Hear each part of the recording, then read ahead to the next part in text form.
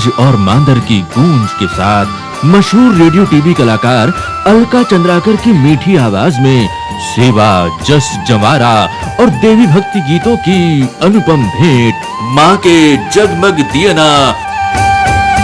कैसे मनावो दाई कामे चढ़ावो हो, कैसे मनावो दाई कामे चढ़ावो हो, सेवा माई हो तुहार विनती कर। माँ के जगमग दियना सुंदरानी वीडियो वर्ल्ड की प्रस्तुति।